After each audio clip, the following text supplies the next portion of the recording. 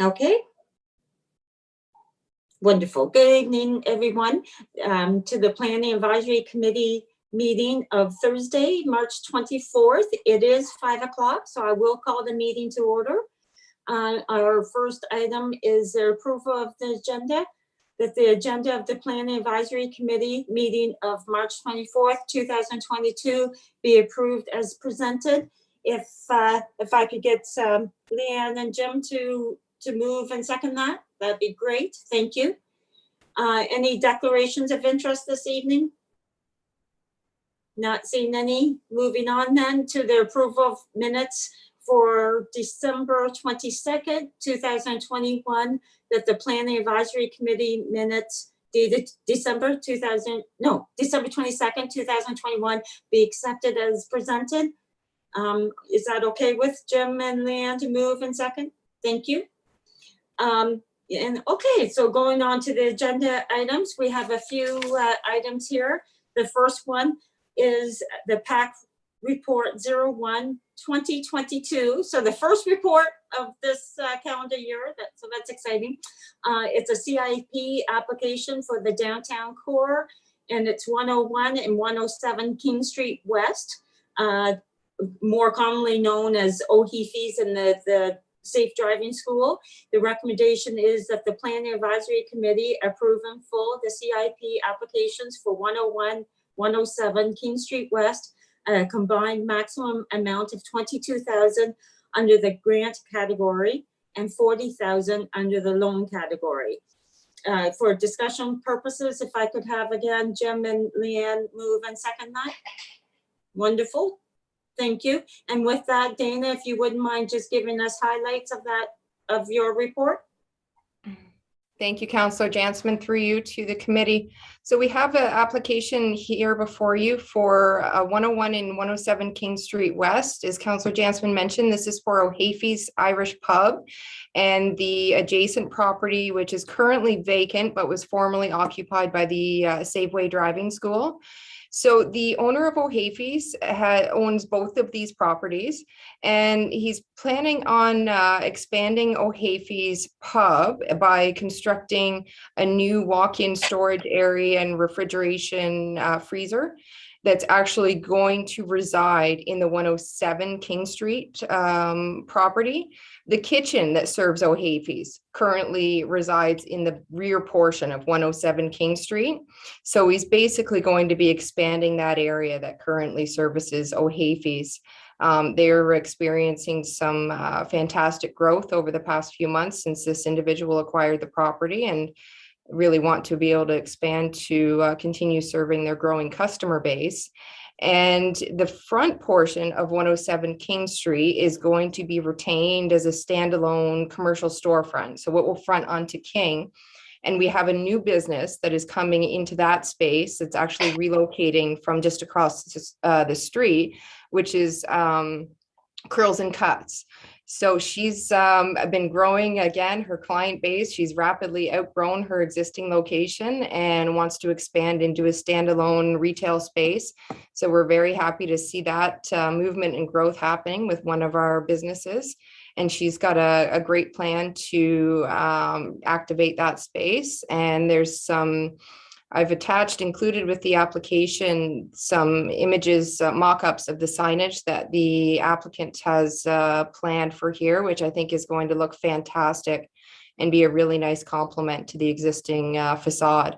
And then they're also looking at adding some lighting to complement the new signage that's going to be installed as well. So I think it's a great transition for this property, and it's great to see, you know, two businesses expanding as a result, and that we're going to have another viable storefront in the downtown that has been vacant for several months now. Great. Thank you very much, Dana.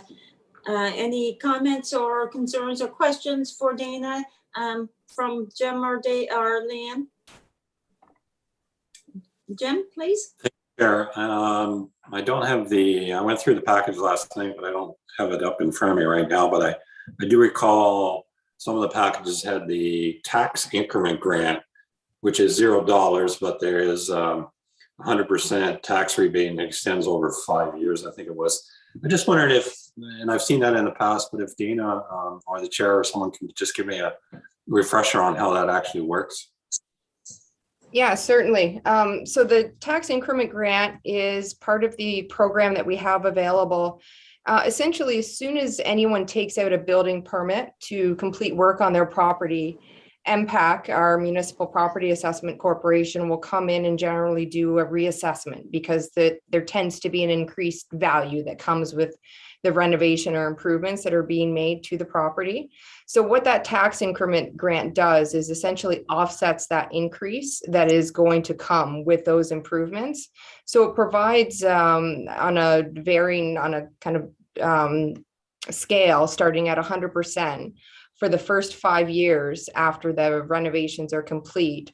There's a grant to offset that cost. So the first year there's 100% grant. So the owner would pay nothing in additional taxes. The municipality would essentially eat that increase. And then in year 2, it goes down to 80% and then 60 and 40 until we reach the end of that 5-year period. So that is, and to be perfectly honest with you, that is an incentive that is I would say more desirable for a lot of property owners, especially when you get into ones that are completing significant upgrades. For example, Northern Cables would be a really good example of that.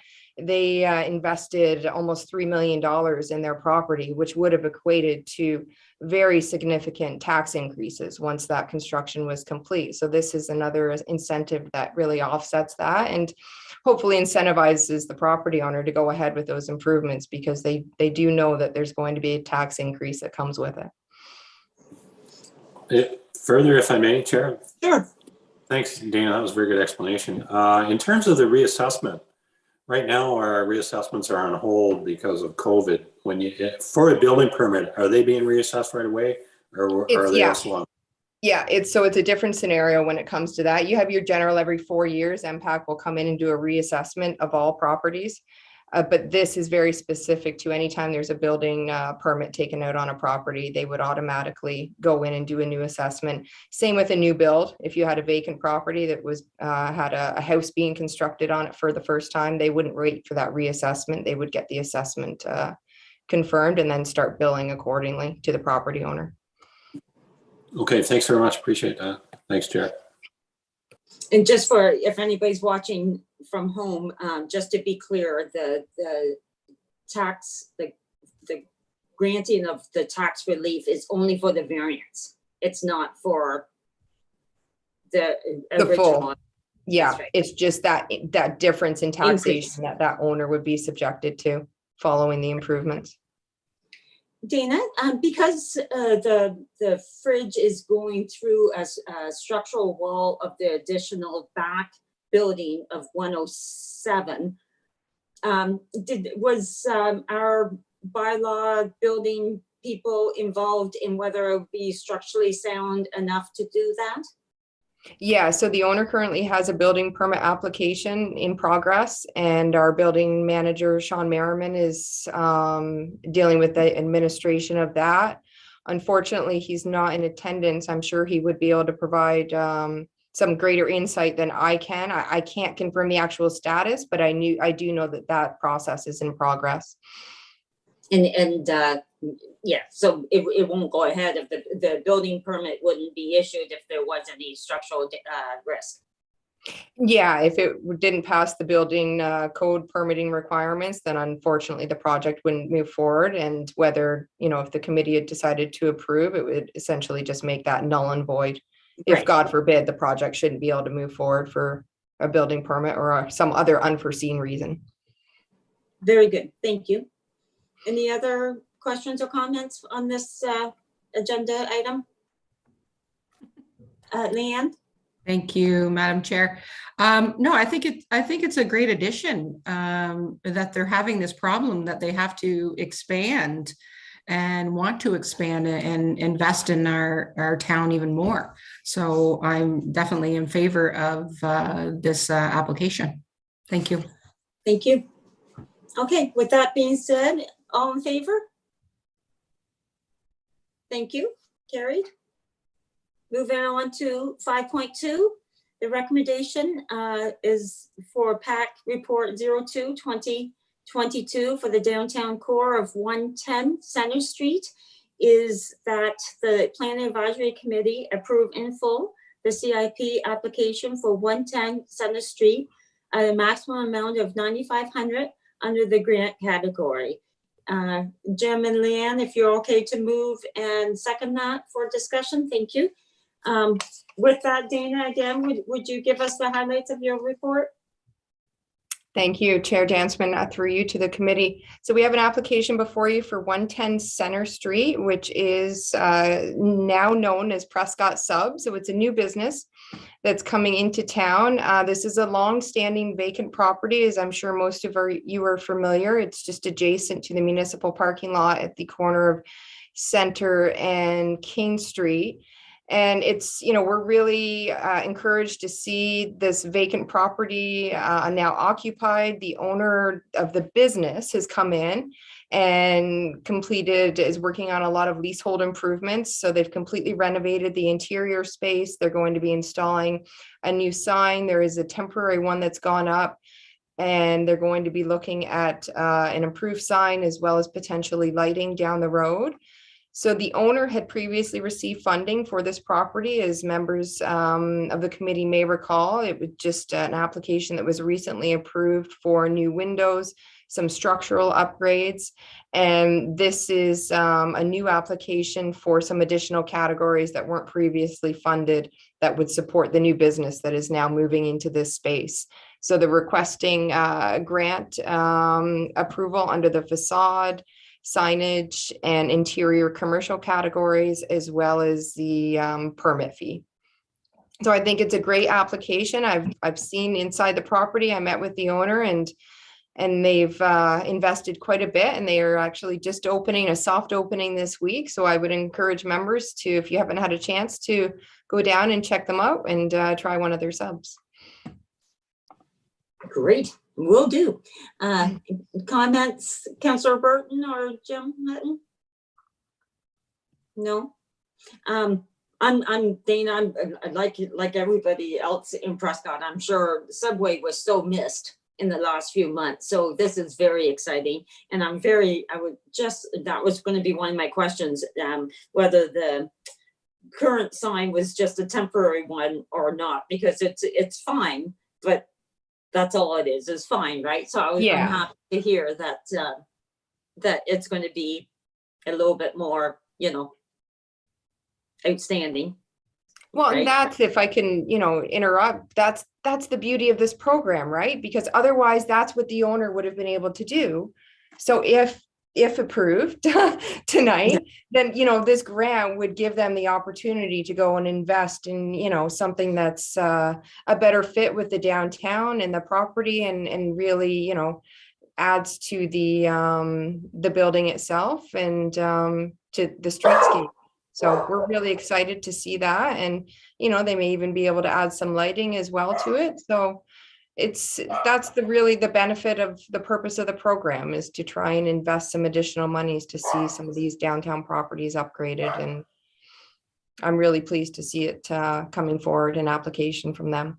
And many may be familiar, they actually have their existing businesses at Bayview Convenience in Johnstown. So they are actually operating there, and they've done so well with the business. They decided to open a standalone location for the sub shop. Wonderful. That's awesome. And to your point, if there's a nicer sign, it just sends a message that they're here to stay. It's more permanent, right? So that's great. Okay. If nobody has any other questions or comments for Dana, if we could vote, all in favor for this? Perfect. Thank you. Moving right along to the third CIP application for 176 and 180 King Street West, that the Planning Advisory Committee approve in full the CIP applications for 176, 180 King Street West at a combined maximum amount of $29,000 under the grant category and $40,000 under the loan category. So to discuss, if I could have that moved and second as well. That's perfect. Thank you. And Dana, you're up again. Thank you, Chair Jansman. Through you to the committee again. So this is another application that we've received for 176 and 180 King Street West. You'll know these properties. They formerly operated as JD Pawn Shop and the Piccolo Cafe, both very long-standing businesses in our community that we were very sad to see close. The owners have decided to move on to other ventures after a long career here in Prescott, and they sold the property to a new owner who intends to actually amalgamate the two properties into one commercial entity that will be a new cafe and lounge bar. So they've applied for funding under the grant and loan programs, and they're doing a full restoration of the property. So they've applied for funding under all of the available categories, including facade, signage, interior commercial grant, accessibility, as well as the loan program and the tax increment grant for both properties. And I'm really excited to see the business that's been proposed for this space. I think it'll be a great fit with the downtown and really add to the entertainment offering that we have, because the owner is actually planning on having a great mix of live entertainment and just different performances, live shows possibly as well down the road. So, and it's going to be a higher end establishment, have a well-appointed menu, and going to be featuring local spirits wherever possible. And the plans have been included with the application, and it looks like it's going to be very well appointed and, be a great new facelift for this property. And any expected, perhaps not a fair question, but any expected time that they're hoping to have it done? They're looking to be open by this fall, if Wow. not earlier. They've done a lot of interior work. It's one of those properties that unfortunately they encountered a lot of structural fire separation issues that had to be addressed before they could start the commercial renovation. So they've already invested, made some significant investments in the property, and definitely want to get it renovated and to the point of opening as soon as they possibly can. Thank you. Councillor Burton? Thank you, Madam Chair. It's nice to see that they're going to make it accessible as well, because not all of our storefronts are accessible downtown. So I'm happy to see that they are going to accommodate that.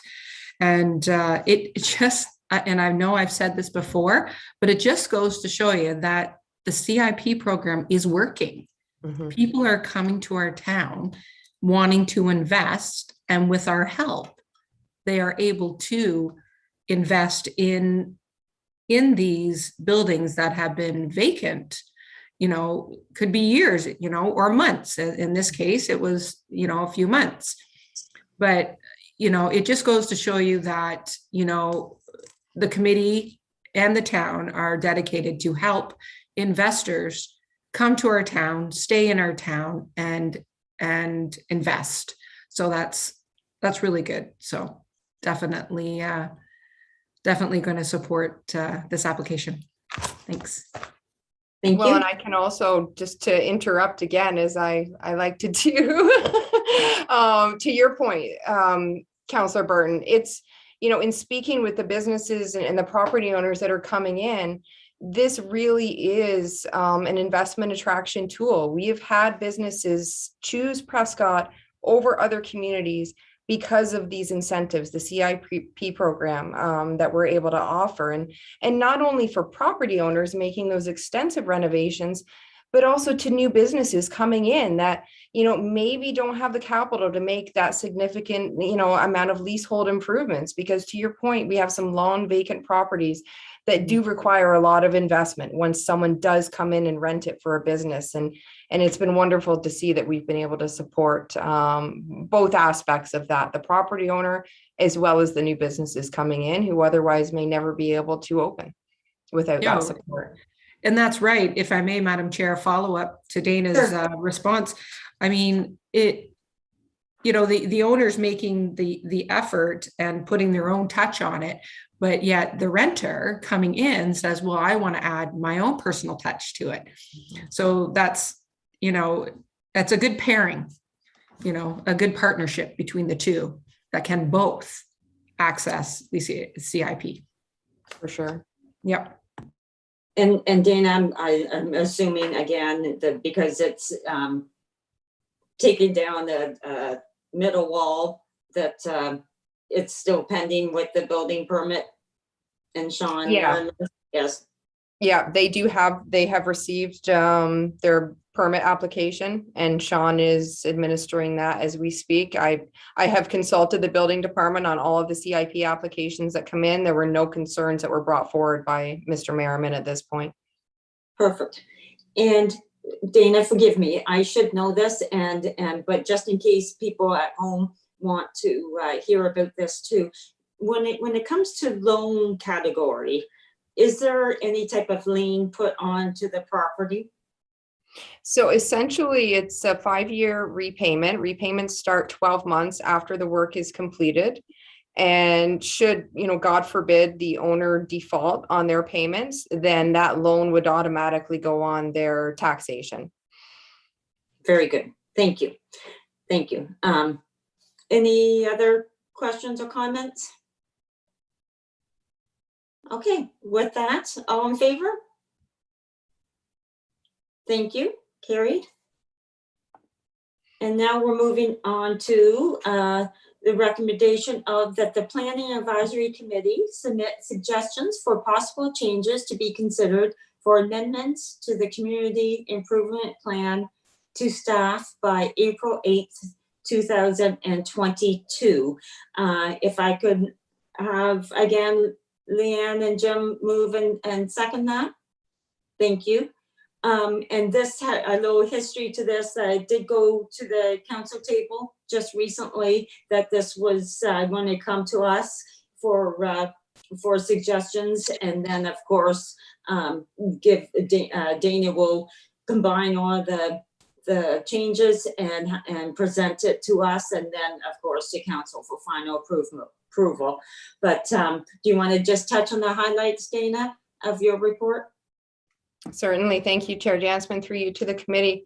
So we've had, since the program was, the most recent amendment to the program took place in May of 2018. And since that time, the town has approved, it's actually 42 applications now, and approved $260,000 in loans and $383,000 in grants, which is actually equated to $10 million in private sector investments. So, to Councillor Burton's point earlier, we've seen great success with the program to date. And now that we've got a couple of years of, under our belt of working with the program and collaborating with property owners and business owners, we've identified some opportunities for amendments to the program that would look at possibly increased amounts under certain categories, bringing new categories into consideration, looking at the potential of a residential category, and also looking at increasing amounts for the grants as well as the loans so that we can provide a bit more of an incentive for those property owners to look at more extensive renovations. We've had a few properties that have done that full-on restoration of the first, second, and third stories. But we're really trying to encourage more property owners to consider the full facade restorations, as well as restorations to the second and third interior portions of properties, which in many cases have residential spaces that just simply need to be upgraded to offer new living opportunities within the downtown. And we're seeing a lot of that happening to date, but we're also seeing, there are some limitations in the funding that's available that may be acting as a bit of a deterrent to some property owners from taking that step. So really like to look at augmenting that aspect, and just looking at also bringing in some more prescriptive design guidelines for some of the signage and improvement requirements. We do have a set of design guidelines right now that are a bit more recommendation based versus being prescriptive. So we wanted to look at bringing a new set of those into place as part of the amendment. And then also offering the ability for, the earlier conversations that we had, we're getting a lot of situations where the property owner will apply for funding and complete their own improvements. And then a business will come in and apply for funding for leasehold improvements, which is wonderful. And that business may stay in that space for, 5-6 years. And it may get to a certain point where they're expanding. For example, we've got the Curls and Cuts is a great example of that we looked at earlier tonight, where they're now expanding into a new location, and it creates a vacancy in the place that they're vacating that a new business could come into. And as it currently sits to date, that new business couldn't apply for funding. So we're looking at maybe adding, after a certain period, there could be an opportunity for a new business to apply and receive funding for the same property, as long as it's not a matter of one business comes in and vacates and another one's receiving funding, 6 months. There has to be a reasonable time frame applied to that.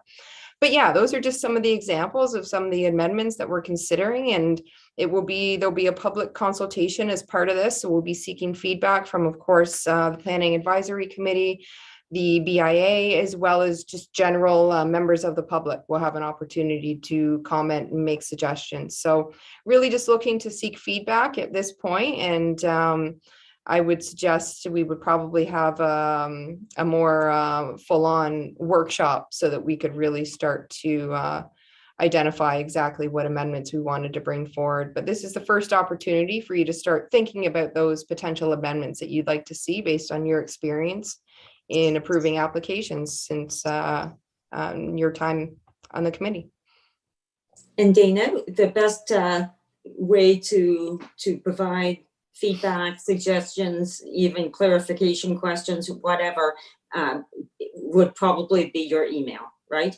Yeah, I would suggest you can direct all that to me, and then we'll vet those and come back to the committee with updates accordingly. But I'll be the one that'll be directly managing that process. Wonderful. And of course, today is the 24th. So yeah, so April 8th, a couple weeks. So that should be a fair amount of time, I hope, right? Yes, sorry. Thank you, Councillor Jansman. By April 8th, we would like to receive some initial comments back. It's not your one and only chance, but. Okay, no, perfect. Any questions from Leanne or Jim? Jim, please. Thank you, Chair. I think this is an excellent idea. I know there's been a lot of work done on the downtown, but I think there needs to be a lot more done. I think we need to continue to do that, because it's a constant struggle. Not only Prescott's not the only downtown that needs some attention, but it's nice to see the work I think that's being done. I think we need to do more, and I do have a few ideas that I will send off to Dana. I'm glad you mentioned the guidelines, Dana, because I think that's needed. I think we need to maybe pay a little more attention to the look and feel of the downtown. Mm-hmm. It's nice to see when improvements are being made, but I think we can really do something great with it. So I'll just leave my comments there for now, and I will get something to you, Dana. Thank you. Perfect. Yeah, I think maybe just for Jim and for the people at home, if they're watching, the initial knee-jerk reaction around the table, and Leanne, correct me if or add to this, is they were kind of fearful, because although they're very, very, very supportive, it would mean more investment too. But Dana and Matthew were really quite quick to say, especially in the loan category, it's the interest rates that anybody's getting on loans on money these days, or investments, is pretty cheap. So loans is the area that could really be exercised more, right? So I think that suppressed some concerns. Would you agree, Leanne? Oh, absolutely. Yep. Absolutely. Yep. For sure.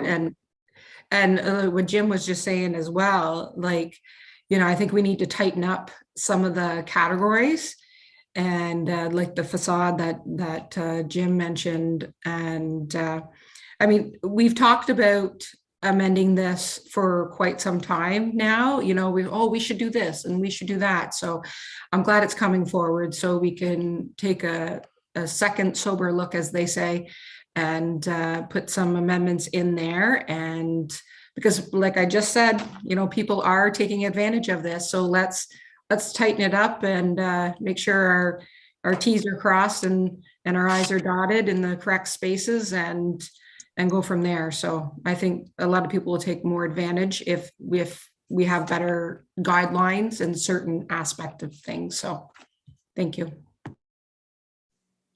Okay, any other comments? We have April 8th marked, Dana, as the goal. All in favor of them? Perfect. Thank you. And I'm sure the other members will perhaps get a reminder, or we will all get a reminder, Dana, you think, in the week or so? Yeah, I'll send a reminder out about a week before the deadline, Okay, just to make sure that everyone has ample time to provide comments. And as I mentioned, this isn't your one and only chance. And we as staff have also been, you know, very mindful as you know, issues or concerns or ideas or for amendments are being brought forward as part of our regular committee meetings. You know, we've got a pretty long running list already so we've been actively noting these as well over the past few years. And I think we've got a really good list to start from, and look forward to receiving any additional suggestions for amendments from the committee. okay, perfect. Appreciate it. Okay, and moving on now to the CIP financial record. I do appreciate that Matthew is the one, I believe, who manages this report, and it does look straightforward, and balances carried over from December 31st, which of course matched our last report. So that's all very clear. I did have one question, Dana or Lindsay, if you could just forward on to Matthew, and that's the 25,000 added for 2020, of course, is a vacant rebate, which everybody will understand, but not yet added. And I wondered if it's because our budget just got approved recently. We have what was the amount, Leanne? That's not a fair question, of what council did as part of our budget, what we approved for CIP. Anyway, I'm pretty sure it was the 25,000 that was approved again for this year. Okay, and then Lindsay, the total then would be 50,000, right? I just based in conversation with Matthew, I'm pretty sure it was 25,000 this year, which was actually a bit less than years past. There had been some additional monies that were injected through, we received some funding support through OMAFRA that we were able to bring into this fund as well. But to my knowledge, it's just the 25,000 that's been allocated that would equate to what we had normally taken in under the vacancy rebate in years past. Okay, and that can be confirmed next time we meet and this financial statement is brought up again. Thank you, that's awesome. Anybody else have questions or concerns about and I see, welcome Mayor Todd, I see that you joined just now, and we're on the 5.4 on the agenda, and it's regarding the financial record for the CIP program. Any questions or concerns from any members? No. I'm good, Madam Chair. I was on for the last item as well, and okay. I just want to agree with everyone with what everyone said. Jim's point was really excellent, as Jim's points always are. We've got to really focus on the details. We've got to kind of bring the standard up down there on the downtown. We had an amazing start with the CIP, but I think there's ways we can fine tune it and expand it without breaking the budget this year as well. But the downtown really needs it. So it's great to see so much support and so many good ideas. The only thing I would mention though is when we did say this isn't the only kick at the can, and it's not, but we are trying to bring this back very quickly in a pretty expedited schedule. So if anyone has any specific requests, please email them into staff as soon as possible, because we do want to bring this back and try to catch as much of the construction season this year as we can for the downtown. And obviously time's of the essence there, as we're already well into March. So anyhow, thanks. Yeah, okay, thank you. Okay, thank you. If you could, Lindsay, thank Matthew for his financial updated record. And so now we're moving on to agenda number 6, the new business. Does anybody have any new business this evening? Dana? I do, as we had a request come in from Water Girl Quilt, which was a previously funded CIP application for 119 King Street West. That's her other location.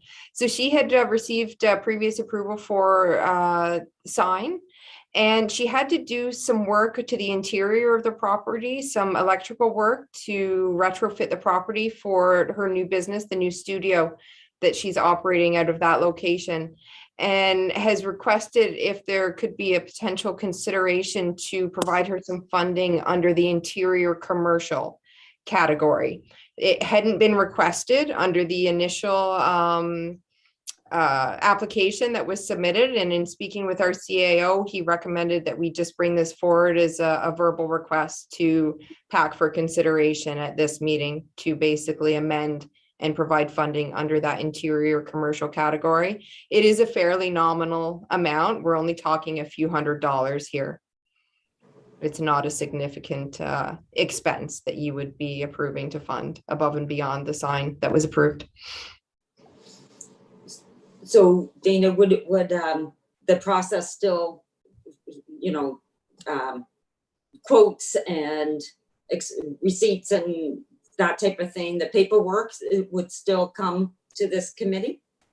Absolutely, yes. I have received the receipts and quotes for that work that's been completed, and the agreement would simply be amended to add that category to the agreement that's already been completed by the owner. Okay, and we would just receive an amended report? Yeah, you would receive an amended report, and the financials would be updated accordingly. Okay. Any questions, Leanne, Jim, Brett? Mm-hmm. Leanne? Thank you. Danny, you're talking, you said a couple $100 or less than 1,000 or? Yes, sorry, I can pull it up. I should be able to pull it up here. Okay. Quickly, I think it would be better for the committee if we had the exact amount. Figure, because it is a verbal agreement that you're requesting for tonight. Yeah, I can pull it up here in a minute. I apologize. I did mean to have it here. Okay, so the electrical work, it would be $750 would be our portion. Okay. Total amount was $1,500 for the work. Okay, thank you. Jim? Thank you, Chair. Are we being asked to vote on this tonight as part of an approval? And if so, is staff recommending that it meets the CIP requirements and all the other requirements of the CIP program? Yes, that would be my recommendation, is that it does meet the requirements, and we would be requesting that the committee provide verbal approval for this. If you would like to see a formal written report come forward, I'm also happy to do that at a subsequent meeting. We just weren't, we didn't feel, because we didn't feel a separate application would be required at this point, and thought we would be better off taking the approach at requesting an amendment to what had already been approved under this property. And is the $750, sorry, Leanne, just a quick question, Dana, the $750, our portion, that it's electrical to put up the sign? Is that? It was electrical interior. There was some interior electrical work that had to be done to support their new merchandise displays. It's all built-in lighting fixtures that had to be installed. But it's for the interior, so it would be under that interior commercial category, not the sign. There's enough room from the original application to fit that $750 in. Yes, because they had never requested funding under that category. They just simply requested funding under the signage category. And this would be a small portion to be allocated under the interior commercial grant category. Okay, thank you for that clarity. Leanne, if you, thank you. Go Yep. ahead, Leanne. Thank you, Madam Chair. I guess it should be known that we're not doing this on a regular basis, that this just came up tonight, and full report, the amended report will be sent to the committee, and moving forward, hopefully spur of the moment, without us seeing, the amended application, should maybe be put off to another meeting, but the minimal dollar amount does not bother me, but I think further it's not best practice to do something verbal. Thank you. Thank you. Brett, do you have a comment? I can't see your hand or anything, so I'm just fearful I might miss you. Yeah, I've got my virtual hand up, but that's okay. Oh, do you? Yeah. Sorry, Okay. I can't really turn my camera. I'm stuck in a car right now. Not driving, but it's, yeah, I agree with Councillor Burton on a lot of this, and I'm not opposed to doing to okaying it tonight, but it just I don't like this, simply because it's good to cover the bases, and I never want to be accused of any sort of favoritism if we turn somebody down on another request. And the one question I did have, although I think it's been answered now, is if I could ask through you to Dana, have they applied for anything via like a proper sign down there? So they had received funding for the sign that has been installed. That is the sign that they were funded for. And this really speaks to the earlier report, and really wanting to amend those downtown design guidelines and having them be a bit more prescriptive, because at this point, we're somewhat limited in what we can actually require. It's very recommendation based, and I would like to see that amended. Yeah, that was, I actually, my hopes jumped for a minute when you mentioned the electrical inside the signage, because some of the buildings, some of the properties down there, we really do need that. We've got some subpar signs in a couple areas, and it's not to criticize anyone, because I know how expensive that stuff is. But, at the same time, if we're giving money out for projects like this, we really should be looking at proper design guidelines, proper lighting. I think H&R Block have pretty much set the standard down there, and we need to be pursuing more endeavors like that. So I guess so how you're suggesting we proceed tonight is we just give a verbal on this, and then, as Councillor Burton mentioned, this all comes back at so we see the final documents at a later date, just the amended agreement or amended application. Yeah, or we're always happy to take the approach and have them resubmit a new application under that category. If that's something the committee would be more comfortable with, we're more than happy to take that approach as well. No, I'm actually, if I may, as final point, Madam Chair, Sure. I'm fine with basically the exact same opinion as Councillor Burton on this. I'm fine to okay it tonight. I don't see any point in having to add extra paper to something and take more time. Just as long as we see it the next meeting, the amended application with what's on there, I'm good with that. I understand these things do happen, but it is best practice, of course, to make sure we have it all in front of us. But I'm not gonna make this a hill to die on tonight for sure. It all sounds good, and anything we can do to help a downtown business that's investing in our downtown is good to me. Thank you, Madam Chair. Thanks, Dana. Thank you. Okay, with that being the case then, Lindsay, do we have a recommendation wording? Yep, through you, Madam Chair. I've drafted a recommendation here that reads that the PAC amend the original application. We can put in the application number there to make it more specific, to include the additional request of $750, and that staff bring back the documentation to the next meeting of the Planning Advisory Committee. Does that encompass the discussion? And Dana, does that cover everything? That covers at my end. Thanks, Lindsay. Wonderful. Could I have somebody move that, please? Thank you, Leanne and Jim. And all in favor? Perfect. Carried. Wonderful. Thank you, Dana. And Lindsay? You too, Caitlin.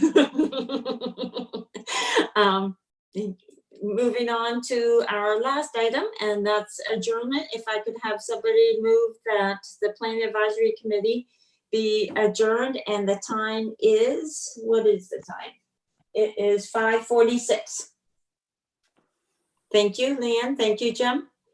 Have a good, thank you everybody for meeting at such an awkward time of the day. It's very much appreciated, and wishing everybody a good rest of the evening. All in favor? Perfect.